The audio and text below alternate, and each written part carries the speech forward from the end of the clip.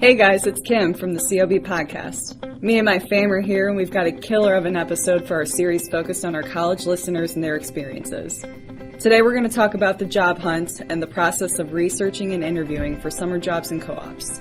Today's episode includes an exclusive interview with one of B&V's very own recruiters and talk our favorite candy to get into the holiday spirit. Thanks for joining us today. Let's get after it.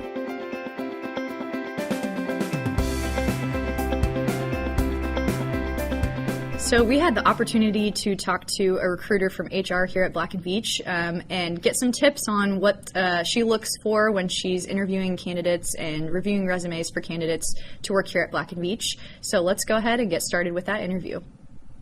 Just to kind of get us loosened up here a little bit, I'd like to, my idea, so if it sucks, it's my fault. Just kind of treat this as a bit of a first date and just run through some quick speed dating questions just to get to know you, your personality, so we know if we can trust you or not. Well, I'm married, so be careful. All right. No. These are simple questions, but very important. But they reveal a lot about you. You know what I'm saying? So all right. So first one's a softball. What's your name and position at Black & Veatch? My name is Brittany McClanahan, and I am the recruitment manager for our power and oil and gas business for experienced hires. All right. Getting into the deep stuff. Favorite Starburst color? Pink. Wait, but I do like yellow. No. That's why. Okay, off to a very bad start. We had a whole 10-minute conversation about how terrible it was that Aaron liked the yellow Starburst as his favorite one. It's not my favorite, but I do like the pink, and then to throw in the yellow, I don't like red, and I don't like orange. Oh, Brittany. All right. I'll leave that there. Pineapple on pizza, yes or no? No. Don't cook fruit. That's gross. Oh. All right. I'm in agreement with you there. Do you sleep with your socks on or off? I sleep with them on, but I kick them off during the night. Oh, that's kind of weird. I always find them at the bottom of the bed. Yeah. Okay. I used to do that when I was little. I get that. I find that question to be incredibly revealing. Most recent song you've listened to? I think is it The Killer's The Man? Okay. I love that new All right. song. Yes. Yeah, I know what you're talking about. Chipotle or Qdoba? No, Qdoba. Qdoba thinks they have a one-up because they have better queso than Chipotle, but they don't have anything else to offer besides that. Correct. So it's Chipotle. Yes. Skiing or laying on the beach? I've never been skiing. I've been water skiing, but never been snow skiing. All right. Are you a sports fan? I like to tailgate. So that kind of person. So your favorite sports season is tailgating season? Yes, tailgating season. Do you like football? Yes, tailgate. Do you like baseball? Yes, tailgate. So, but I am on the Missouri side, so I'm an MU fan. So there you I may have lost. Good, congrats. Everybody in You're this talking to a KU grad here. Yeah. I'm a Missouri guy. Okay. All right, so we're definitely not compatible, so no worries. Brief career history at Black & Veatch, or in general, your career history with recruitment. I am the poster child for your degree doesn't matter. I have a degree in fashion merchandising. Oh, okay. So I essentially, when I got out of college, I had to get a job, and I got a job at a power company that did a lot of outages, and they built boilers and things like that. So I got into sales, and so I was calling into just the control room operator begging for any leads on anything, and it was really horrible, and I sucked at it. They had a recruiting team there, and I begged them to let me try recruiting. I tried it. I really liked it. I worked there for about 2 years, and then I went to a company called Worley Parsons. I worked there for a little over a year or so, and then that brought me here to Black & Veatch. I've been here for 3 years in 2 days. Oh, wow. Yeah. Happy 3-year anniversary. That's always exciting. Fully vested. But I started at Black & Veatch as a recruiter for the Power Group. Then I moved to the recruiting manager for our construction and procurement group. Okay. And then now I am the recruiting manager for power and oil and gas. Just want to go through the format real quick of this quote-unquote interview. We reached out to some of our college listeners. Really, we just reached out to our college friends that we still know that are in college, and we asked them questions that they had on the recruitment process in general, as well as some of the questions that we still have unanswered and that we knew we struggled with going through the whole process. We organize those questions in what we think to be like chronological order. First, you got to create a resume. You got to start your networking. You go to the career fair if you're coming from college, and then afterwards you can conduct your on-site or phone interviews, and that's kind of the order we'll be going in. So another fun thing before we kick it off is a segment that we will give our input on is called the Podium, and just to go through your bronze, silver, and gold medal of embarrassing things that you've encountered in the recruitment process. Oh, okay. Well, I had to jot these down because there's so much that happens. which I did not expect. Yeah, I'm glad you have material for it. I was a little concerned about that. But Man, I don't know about gold or bronze or silver. I will say, here's something that hasn't happened at Black & Veatch, but another company I worked for, we did video interviewing or green jobs. So awkward. So they pre-record and then send it to you. Yeah, so what happens is you get sent a link, and it's like a webcam, but no one's on the other side. It's recording you, and questions will pop up at the bottom, and it will say, like, what college did you go to? Okay. And so you answer that question. And so it's an easy way for recruitment teams and managers to blast out to a lot of people they're interested in without paying to fly them in. Yeah. Like I said, we don't do this at Black & Veatch. This is with another company, but we'd have anywhere from, we would have someone set up their webcam and they would have like a full suit and jacket on and then like no pants on the bottom. Yes. And they wouldn't, you can't review the video after you're done. Like, so once you submit it. You don't get to see what is recorded of you. So we'd get it and the guy would like literally be in his boxers, but then like suit and tie. So would he accidentally stand up or something? Yeah, business on the top, party on the bottom. Oh my goodness. Another one, a guy was video recording himself in front of like maybe a glass screen door or something, and his wife was on the other side, and so when the question would pop up, he would be like, what is that pipe called? And like she'd Google the question, and so we'd see her, and she'd like write the answer, and so we'd see him. So, I mean, those things are serious. We really actually review all of those videos. So if anybody is asked to do like a video recording interview, take it seriously.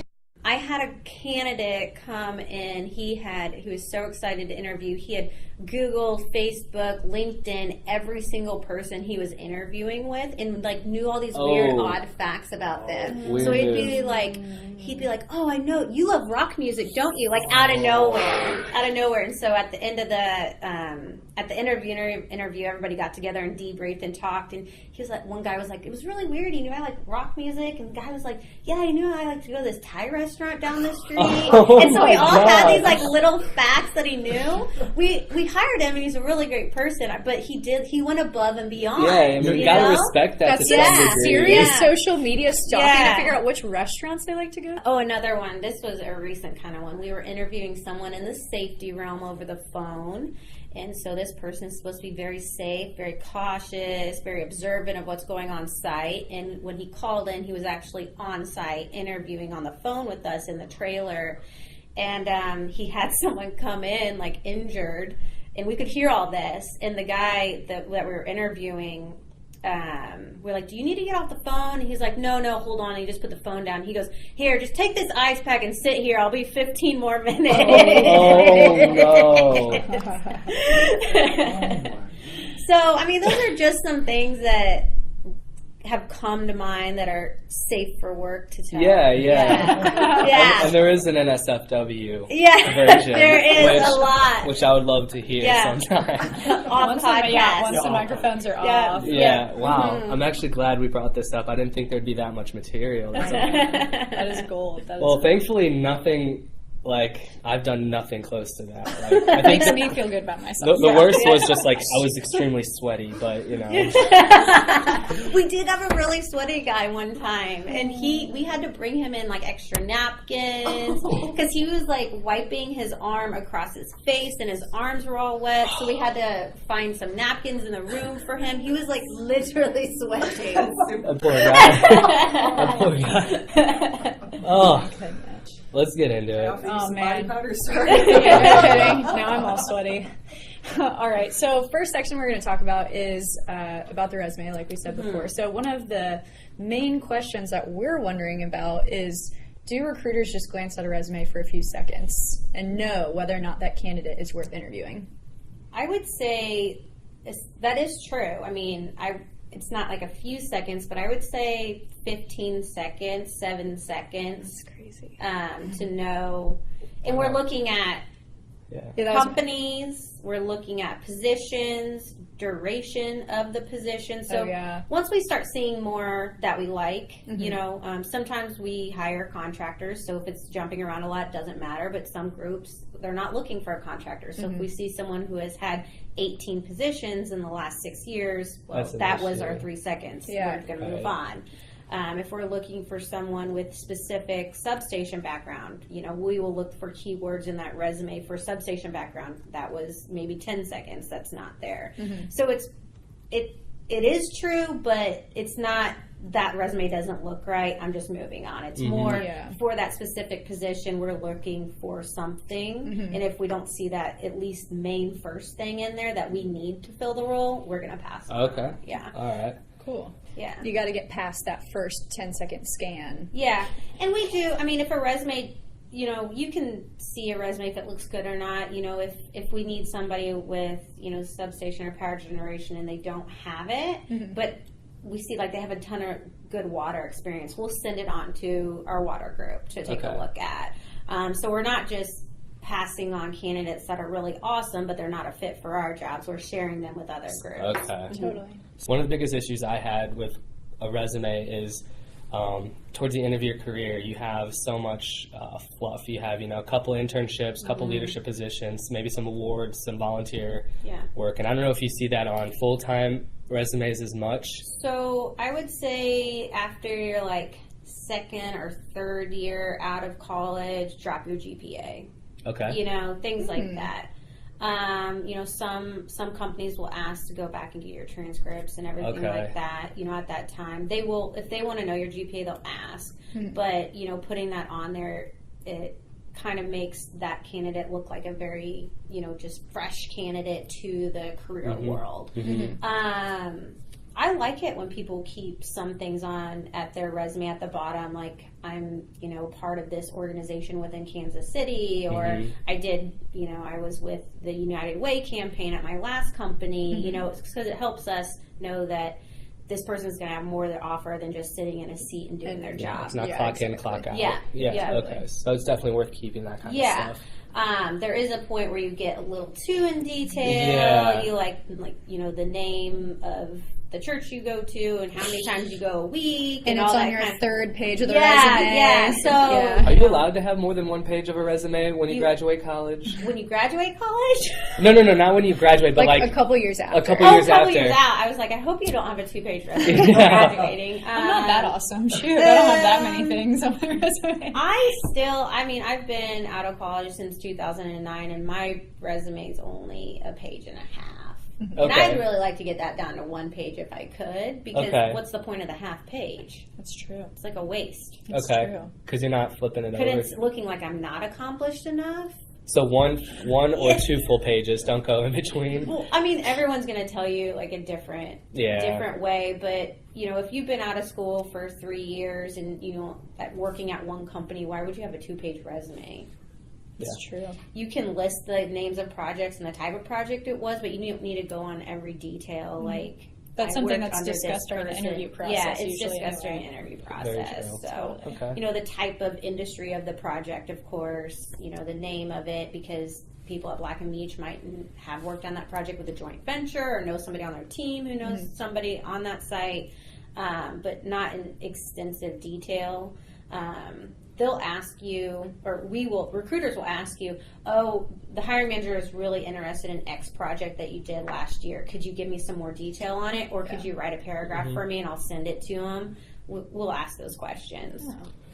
So another big aspect that we were taught is about formatting the resume. There's such thing as over-formatting and under-formatting. What do you think is that sweet spot? And then can you tell like the worst formatted resume you've ever seen? I'm kind of on the opposite. I like it very clean. I like it very straight. I like, you know, give a brief summary of what you do. Okay. I don't need to know your intentions on where you want to be in 10 years. That doesn't matter. I know you're applying for this position. list the companies and maybe the projects you've worked on within those companies, and then at the end of your education, your hobbies, your all that kind of stuff. So I'm more on, let's not format it Streamlined. up there. I don't need any borders. I don't need please don't put your picture on your resume. Okay. Please Oh my gosh, don't I've put never your seen that picture on before. your I've seen that. Really? I've seen that. A lot of people in sales and marketing will put their picture on their resume, or Is that good for that type of work, or is that across the board? Well, I mean, legally, a recruitment. Well, I don't know legally, but we take the picture off because we don't want anybody to be judged by their picture. Not that anyone at Black & Veatch would do that, but just in the recruitment realm, all over and every company, we usually just take the picture off anyway. Has getting an overly decorated or badly formatted resume affected people getting interviews? Well, I mean, if it hurts my eyes, I'm not going to send it anywhere.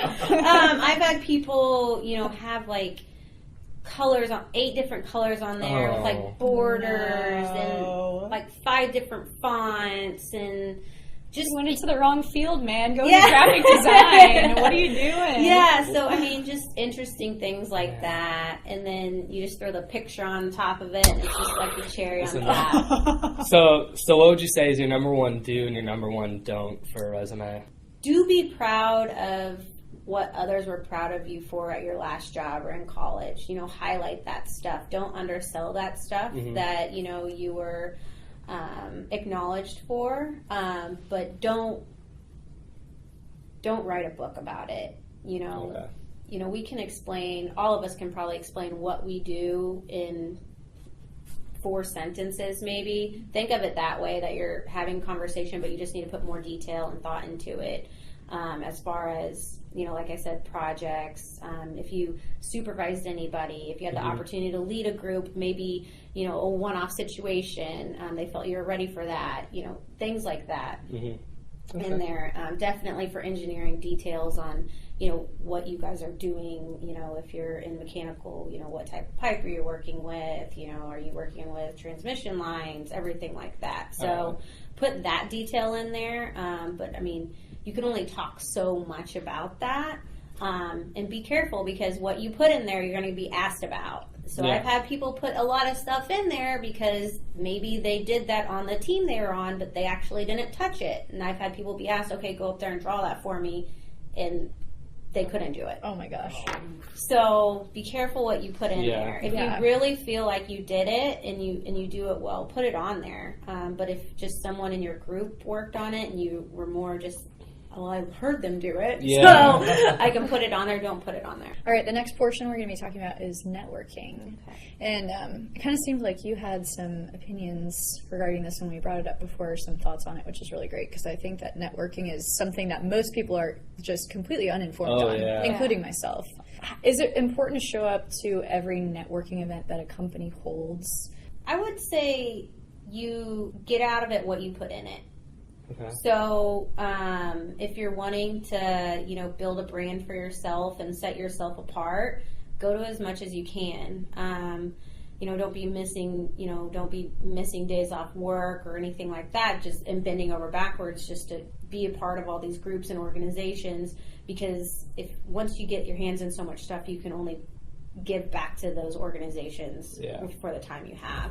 So I think it's important, especially here at Black & Veatch, and networking is really important here, and that's what, anytime I'm interviewing anyone to work on our team, being resourceful is what has made anybody in our group successful at Black & Veatch, and you can only be resourceful if you know people. Right. So getting out there and raising your hand to help out with a networking event, even at the registration table, or going to that stuff is gonna help out. But don't do everything, especially if you're not interested in it. Right. Don't go do something and try to talk to people when you're not interested in something just to say you went to X event, because if you're not in it, it's not gonna matter anyway. I like that comment a lot, because I feel like I'm the type of person that tends to try to overextend myself just to get my hands in buckets of even everything I'm interested in.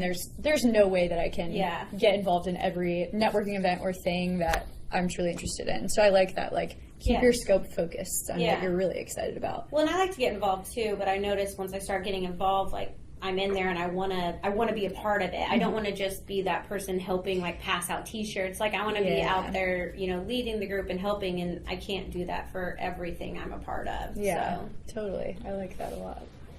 So after you go to a networking event, or let's say you can't make it, how would you follow up with, like, if there's someone specific that you were hoping to meet? Is it recommended that you follow up if you do meet them, or how would you follow up if you didn't get the opportunity to? If you are interested in what that person does or wanting to get involved in what they do, I'd ask for a card when you're there. And if anybody's going to give you their card, they're not going to be surprised if you shoot them an email. Now, if you're not at the event and you want to talk to somebody, I don't know, maybe email the event organizer and say, hey, I wanted to speak to this person or the speaker. Could you give me, a resource to get in touch with them? Maybe use LinkedIn if they're on LinkedIn.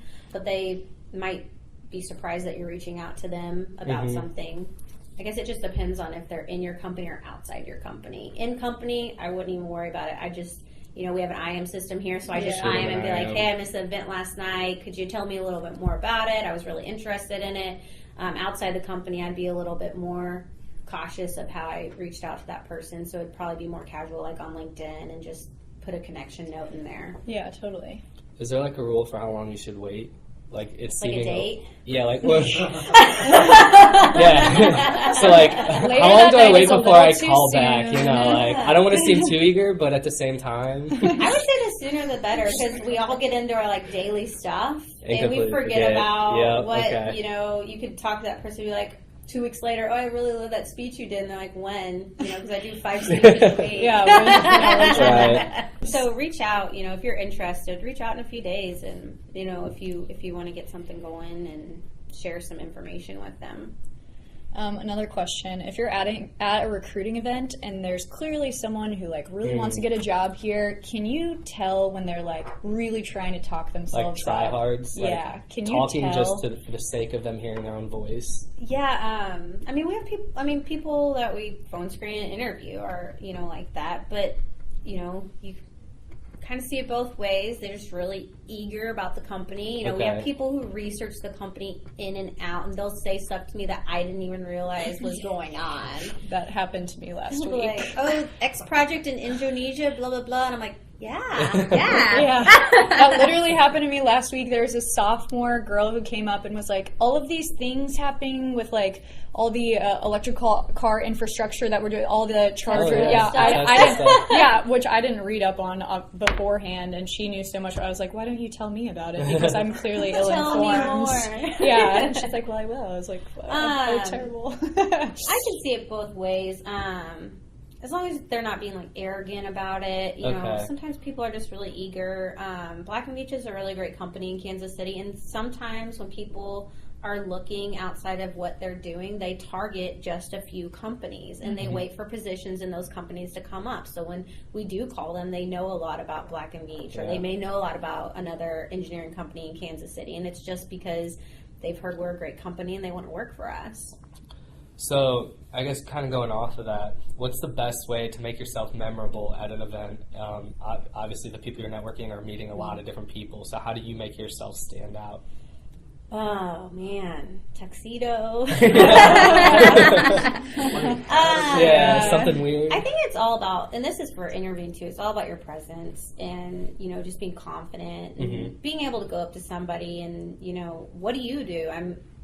People always want to talk about themselves, so asking them questions to get the conversation going and, have your information with you. I know college students don't have cards or anything, but at least, have your resume with you or pass it along, and be eager about learning about what they want to do and ask for their information and following up, hey, I met you at, Mizzou's college fair and, I really enjoyed talking about Black & Veatch. I applied for X position and, not asking them to get a hold of a recruiter, but I hope to hear back sometime. Just being more of, thanks for giving me the opportunity to talk about you or talk with you about Black & Veatch. We do get a lot of people that, they will go to a career fair and they'll find every single recruiter at Black & Veatch and IM us all on LinkedIn and say, hey, I applied to this position. Can you figure that out for me? I would say that's not a good way to get noticed. Okay. But if you have a contact that you met with and just, reminding them, hey, we met each other, I really enjoyed talking about the Tesla initiative you guys have going on. I think that's fine. So you mentioned earlier all the different networking opportunities that Black & Veatch does. I know for college campuses it's pretty easy. You just sign up for info sessions, or if they have a dinner that you can see your company's going to be there. But what are some other, full-time or once you've graduated networking opportunities specifically that Black & Veatch hosts or is involved in? Well, we have resource groups here. So we have the Young Professionals group. I don't know if any of you guys are in that. I feel like they put on a lot of really good networking opportunities. We have, a women's resource group here that puts on network opportunities. They're putting something on, tomorrow. You have to keep your eye open, and you have to be able to not be nervous to just go to something without somebody else. Because there's a lot of stuff going on at Black & Veatch that I don't ever know about. I'll walk downstairs and I'll see a bunch of tables, set up. I'm like, what's going on?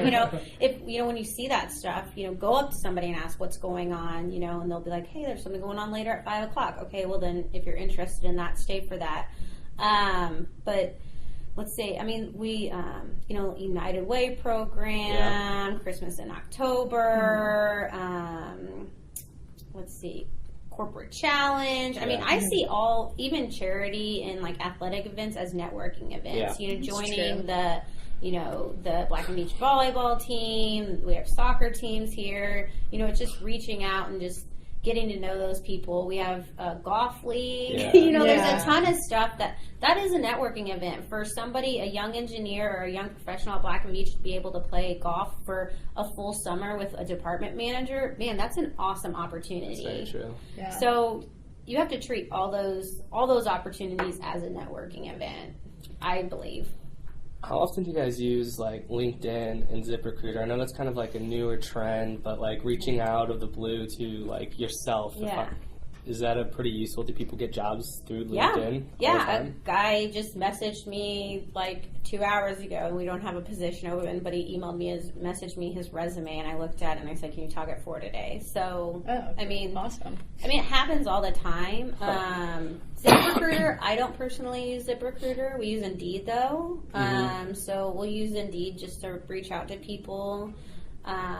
LinkedIn is our primary source and referrals, and sometimes we have to just call into a company and ask for their director of whatever, and try to get them on the phone, headhunting. So we do that. So you reach out as well as people reach out to you. Yeah, we'll reach out. LinkedIn, I get a lot of people reaching out to me a lot. I'll have people email me that they know somebody at Black & Veatch just through our email. They gave me, that person gave them my email, and just they want to pass along my resume. So that happens a lot. I would say LinkedIn, though. With not everyone's checking their LinkedIn every day. Notifications are going on all the time. I'm not able to get back to every single person on LinkedIn that says, hey, I applied to job 1, 2, 3, 4, 5. Let me know what's going on. I think we have like over 800 jobs on our career page. So more than likely I have no association to the job they're talking about. Yeah. So this is kind of maybe a personal one, but I get random messages from recruiters all the time. And I don't know if they're like just spamming me, so I tend to ignore those. Keep ignoring them. Keep ignoring them. Are you serious? For you and you. And okay. I don't know if So yeah, for the company's sake, I'll ignore those. But is that a bad career move? Like, if someone ignores you, if you send a message, like, is that like personal, or is that just? No, okay. I send out messages all the time, and I. You just take that as they're not interested in the position. But they're real. That's open. They're real, not for you. Okay. Yeah. So recruiters do use LinkedIn all the time to reach out to professionals. It is a real thing. If you're cautious, if you are being a little more cautious and worried that it's spam, I click on the message, click on the recruiter's profile, look at the job, look at the company that they're with. you can click on that company on their page, and if it takes you to their actual company website or their company LinkedIn page, it's probably legit. Okay. If it's a company you never heard before, Google it. But yeah. Okay, that's good to know. Thank you. Yes. You mentioned before that you get a lot of messages from people who reach out and say, hey, I know this person at Black & Veatch.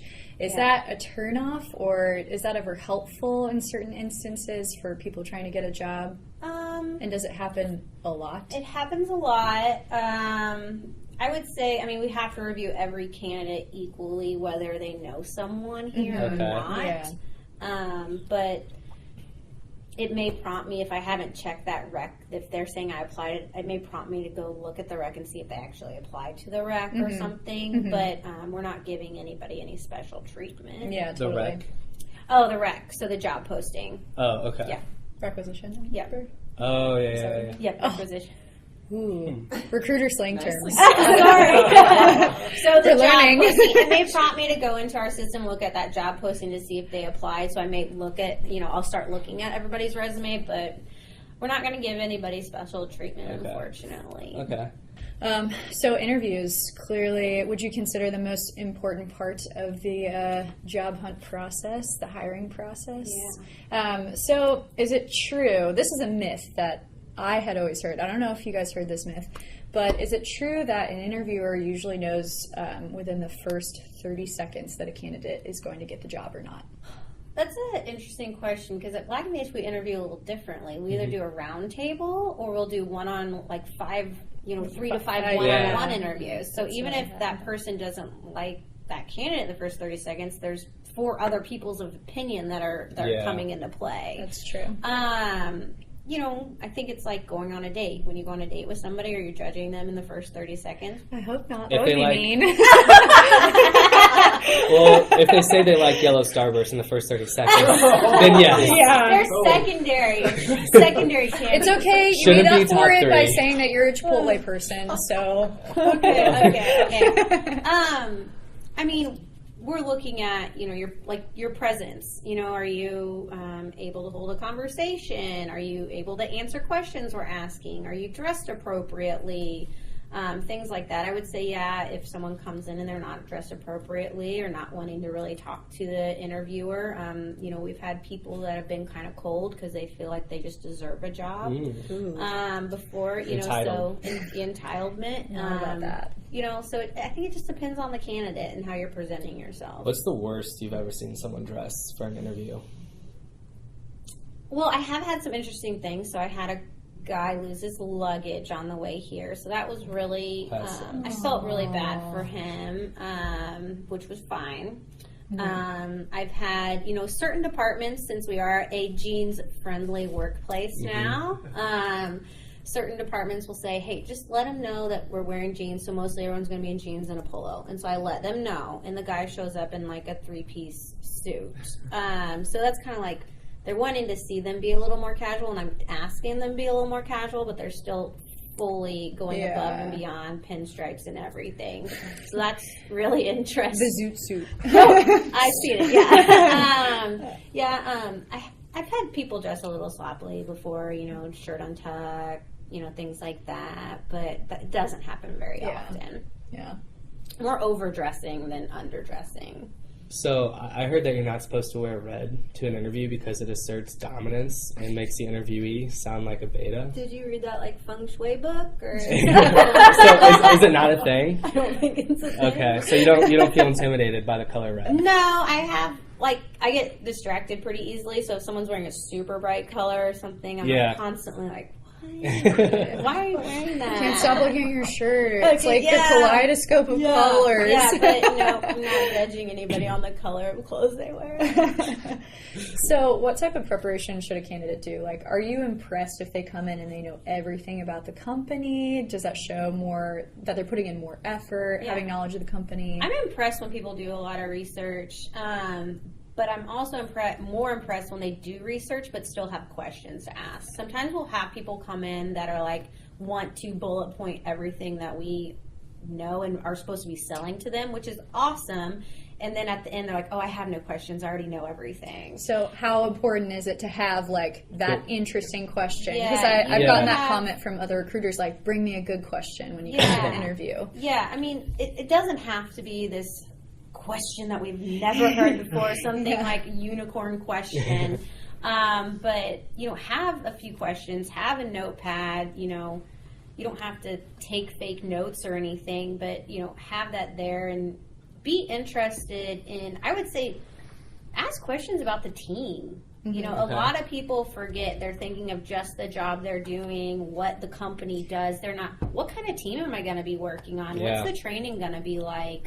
What's the work environment What's the work like? environment like? What kind of opportunities am I going to get to work on projects or networking things outside of this group? So show interest in the career and not just the position. Ooh. That's The golden rule. Yeah. I like that. I like that a lot. I like that. I have a feeling you guys are going to ask me back. Honestly, you're the best guest we've had on so far. I'm the only guest. Both are true. Minute details. You got me at tailgating, so Yeah. She had me at Yellow Starburst. Yeah, savage. All right, so you kind of touched on everything we want to talk about with the interviews. Definitely come with questions, so if you don't, that's not good. Yeah. Anything else, like number one, don't for interview? Well, like I said, I think I touched this on the resume. Don't put anything on your resume that's untrue or fluff, because you're going to get asked about it here. Yeah. This is a company full of engineers and very inquisitive people, so they're going to ask you on things in there. If it seems very crazy and high level for the years of experience you have, you better bet you're going to be questioned. They can smell on the it. BS from a mile away. They can. They want to make you sweat on it for sure. So, but in regards to interviewing at Black & Veatch, I think we're pretty good company to interview with. Experienced interviewing, we usually do 5 to 4 one-on-one interviews, 30 to 45 minutes apiece, take you out to lunch, kind of give you, really nice treatment. And we know here it's not just our decision, it's the candidate's decision too. So we try to put our best foot forwards, and we hope that the candidates will do the same. So as a final statement, or do you have any other questions? Yeah. You do? Yeah. Did you find another one? Yeah, I found another one. Buried in there. And social media. I want to know, is it just pretty much the background, the people that you hire to do background checking, are they the ones scrubbing social media? Or are you guys going in and researching these people on social media? And does it, obviously it affects, but tell me a little bit about that. We have a background check company. They're not looking at your social media. They're more looking at, criminal, federal. Okay, the big stuff. The big stuff like that. We do not check your social media. Okay. Really? Yep. Do you know, did past companies ever? I haven't at past companies. Okay. Now I can unleash all those crazy questions I have on me. I would just say kidding. that recruitment's I'm not just kidding. checking your social media. I don't know if anybody else is, looking at it, but that's not something as a company we are judging candidates on. So one of Good those to people know. you interview with probably Facebook stalking you. Probably. The one-on-one. Yeah. I mean, social media is so accessible by everybody. So, if you're interviewing for a job and you've got some crazy cake stand pictures and stuff as your profile, take it down because somebody's bound to see Because it. that's just stupid. Yeah, and it's like, you were out of college 5 years ago, stop. It actually, Yeah. Well, Black & Veatch, we don't check references either. So I don't know if you guys knew that. I don't know if I was asked to give a reference. I can't remember. You probably weren't asked because we don't check them. Yeah. Interesting. So it could Because be what if you put a reference down? What negative thing are they going to say about you? Because they know they gave your name as a reference. so true. That's good. It's just a waste of time. It's a waste of I time. never thought about it that way. Wow, efficiency. That'd be a really bad reference if they did say it. You gave them a name and they're just Dude, like, oh, you said you were going to say something really cool about me. You said the worst thing possible. like, I didn't even know you knew this stuff. Yeah, that's funny. I guess we can give you an opportunity to pitch the job experience at Black & Veatch. Why should everyone listening to this podcast, all the millions of listeners... Billions. I would say by this podcast, everyone should know it's because of the people here. Yeah. Agreed. You know, We got some dank people in this room. Yeah. Dank. What does dank mean, Aaron? I'm going to guess, just because I know the people in this room, dank means awesome. Superfly. Superfly. Super cool, high key, yeah. not on the DL. All right. We should have stopped a little bit ago. But He really likes to, well, one, Aaron's really into metaphors, and he's also really into saying the same thing in different ways a lot, which he just did. And I also Do you don't use understand the word dank a lot? No. I don't understand any of the millennial words. So that's- Do you know what lit means? I do know what lit means Okay. through we asked my tutelage. We asked him on the last. Was it the last podcast? It was like Podcast, one, yeah. was it the last one or one that we had? One We did previous. record In both. past recordings, we like almost every podcast ask him these new words, and he has no idea. I need to know some new words. Okay. Before I give my spiel, Oh. tell me some new words. Ooh, Okay. a little transaction going on here. Pipe it up was a good You one. can't Google. No, you I'm have not to do Googling. from your brain. We're pulling up the list. We're pulling up our list, So you guys write down a list? That's not they fair. put down a list and they quizzed me. well, Okay. it's stuff that we know. Okay. So like bougie. Yeah, like. Yeah. Okay. Wait. I don't need to say What the- anything. Oh yeah. This is this is very bad radio, but but she pretty much just held her hands up and gave like a little head roll. Little attitude.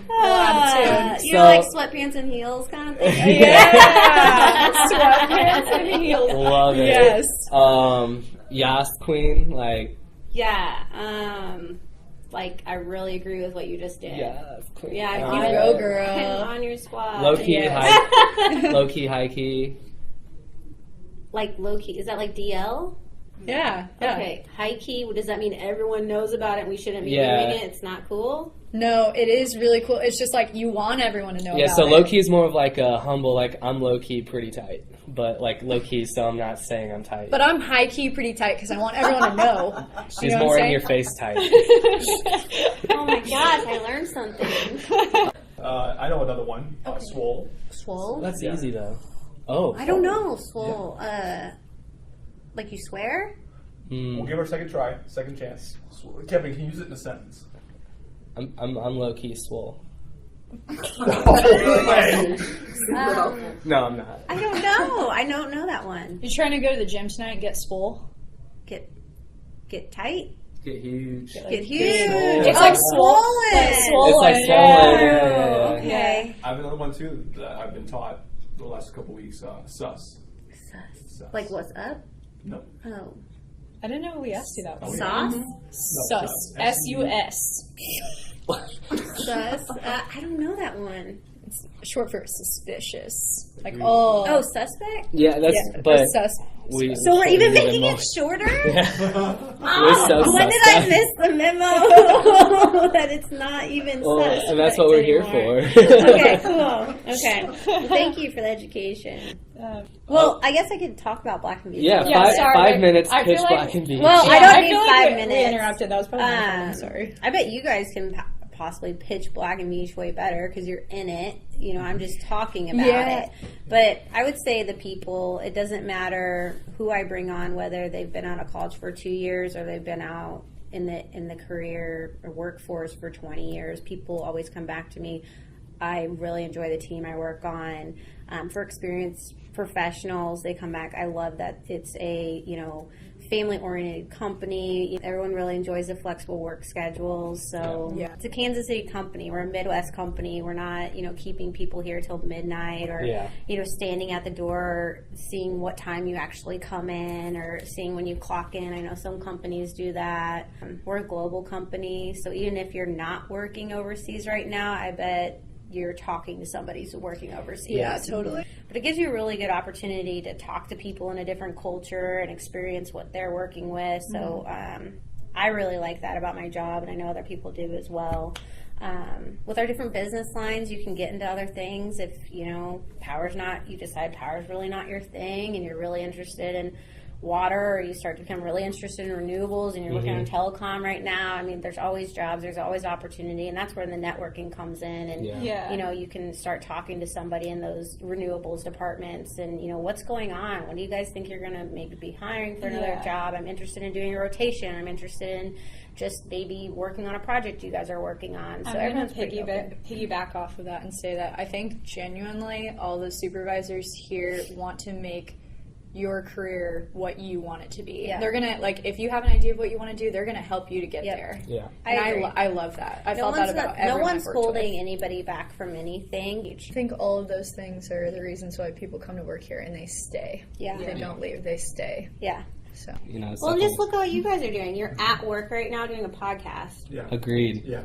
I love it. Awesome. Literally living the dream. Anyways, wrap things up. Don't want to take any more of your time than we have to. Really appreciate the interview. Thank you so much for coming. This went 1,000 times better than I thought it was going to go too. Yeah. So You guys Googled me and Facebooked me and you were like, oh no, this is not going to be good. All right. Thank you very much.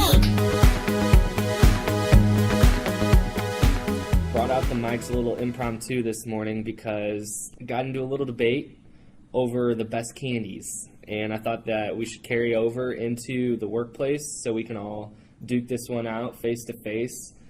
And I think what we decided to do, the best format, is one we keep going back to, is a podium where we're going to rank our favorite candies, gold, silver, and bronze.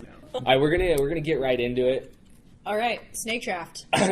Yeah, let's snake draft, and let's not just try and speed through this. If you hate someone's choice, let them know to their face that you hate someone's choice. So bring that feedback loop really close. We're not about talking behind each other's back here. Tell it to their face. Yeah. Kim almost didn't want to bring her own suggestions. She just wanted to shoot down ours and throw shade at our suggestions. I have nothing on my list of candies. Other than just you're wrong. We'll start with you. We'll start with you. We're spearheading the chocolate category, correct? Yeah, spearheading the chocolate category. All right, so my number 3 for chocolate, I'm just going to go straight plain Hershey's. Some more s'mores. Do you say caramel or caramel? I think caramel. Ooh. I don't know. I guess it depends. I think it depends. It's obviously not for the Midwest. Caramel, okay. baby. It's is it fancy caramel or fancy caramel? Are you eating Dove caramel or are you eating some Snickers caramel? Yeah, it kind of deserves some caramel. Yeah, it deserves the emphasis based on how good of a caramel chocolate. Okay, No chocolate. All right, my third place is a chocolate that you guys might know, might not know. It's called Daim, D-A-I-M. It's a Swedish candy, but it's for sale at, I swear, it's for sale at every IKEA in the United States. It's called Daim. I am 0% surprised that you chose something that I had never heard of before. Aaron, there could have not been a more Aaron thing done than what you just did. When I preluded this before we made the mics hot, I told you, generic candy. That is a generic candy. That's like a candy all over the world. If it's only sold at IKEA. It's because it's a Swedish candy. But you have to put it together yourself?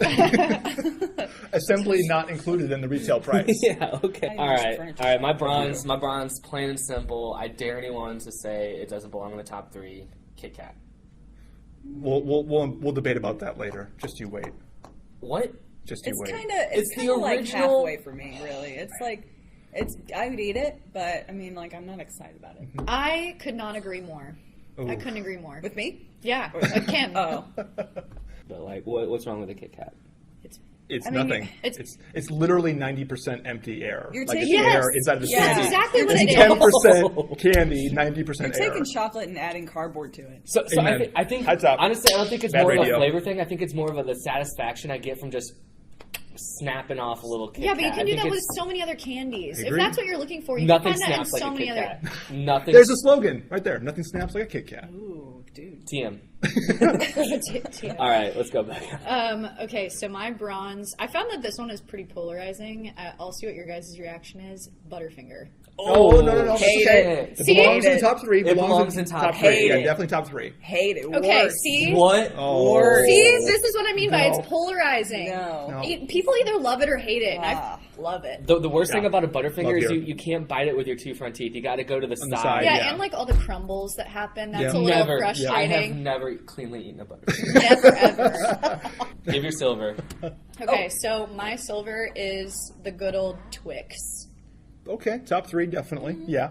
Yeah. I'd say. Are you kidding me? You Not in guys? my top 3, but a top 3. I can see it Yeah. a top 3. That's not a debatable one. No, that's that's- it deserves to be in. Okay. All right. So, anyways, my silver is it's the candy for no matter the occasion. You can have them for Christmas, little Santas, little bunnies, and that's Reese's. Oh, yeah, I agree. Yeah. I'm Reese's with peanut you on butter. that Yeah, one. if No that's not debate. included in your top 3, then there's something wrong They with need to you. get No out. debate.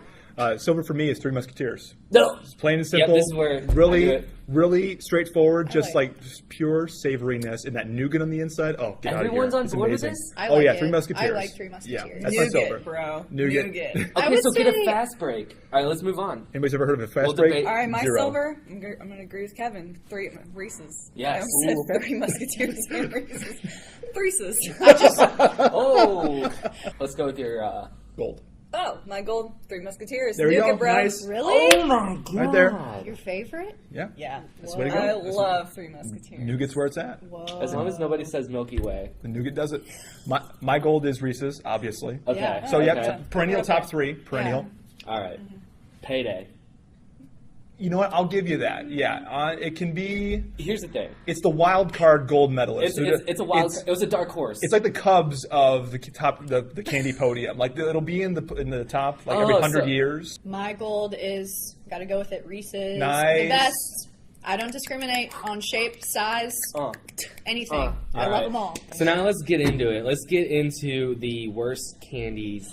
Okay, Kim, give it to us. Worst candy. All right, Swedish Fish is my number 3. Whoa!